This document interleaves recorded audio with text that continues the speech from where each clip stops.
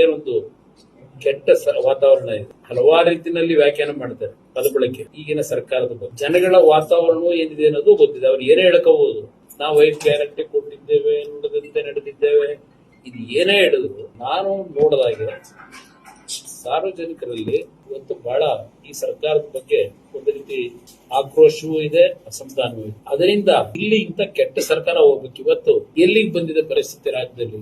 ನಿಮ್ಮ ಚುನಾವಣಾ ಆಯೋಗದ ಅವರ ಒಂದು ಇನ್ಎಫಿಷಿಯನ್ಸಿ ಅವರದಲ್ಲ, ಈ ಸರ್ಕಾರದಿಂದ ಹಣ ಸರಿಯಾಗಿ ಕೊಡದೇ ಇರೋದ್ರಿಂದ ಆ ಒಂದು ಚುನಾವಣಾ ಆಯೋಗದ ಕಾರ್ಯಕ್ರಮಗಳಿಗೆ ಅವರ ಕೆಲಸ ಮಾಡ್ಲಿಕ್ಕೆ ನಮಗೆ ಹಣದ ಕೊರತೆ ಇದೆ, ಸಿಬ್ಬಂದಿ ಕೊರತೆ ಇದೆ.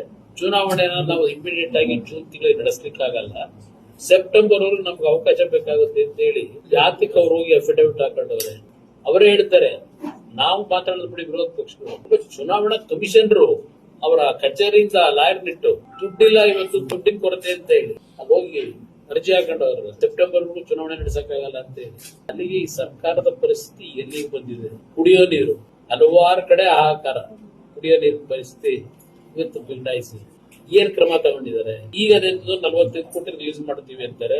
ಆ 45 ಕೋಟಿ ರಿಲೀಸ್ ಆಗೋದು ಎಲ್ಲೆಲ್ಲಿ ನೀರಿನ ಸಮಸ್ಯೆ ಇದೆ ಅದನ್ನ ಕುಡಿಯೋ ನೀರಿಗೆ ಕೊಡ್ತಾರೋ ಇಲ್ಲ ಯಾರಾದ್ರೂ ಪಾಕೆಟ್ ತುಂಬಿಸ್ಬೇಕಲ್ಲ, ಅದಕ್ಕ ಅದನ್ನ ಆ ಅಕೌಂಟ್ ಹೋಯ್ತದು. ಸದ್ಯ ಯಾವ್ದೋ ಚುನಾವಣೆ ಎಲ್ಲ ಮುಗಿದವೆ, ಸರ್ಕಾರದ ದುಡ್ಡನ್ನ ಆ ಚುನಾವಣೆ ಬೆಚ್ಚಿಗೆ ಏನಾದ್ರು ಟ್ರಾನ್ಸ್ಫರ್ ಮಾಡ್ಬಿಟ್ರೆ ಏನ್ ಹಿಂದಿಂದ ನಡ್ಕೊಂಡ್ ಬಂದಿದೆಯಲ್ಲ ಈ ಸರ್ಕಾರದಲ್ಲಿ. ಸದ್ಯ ಹಾಗಾಗಿ ಚುನಾವಣೆ ಇದ್ದೇ ಇರೋದ್ರಿಂದ ಎಲ್ಲೋ ಜನ ಬದುಕಬಹುದೇನೋ ನೋಡೋಣ.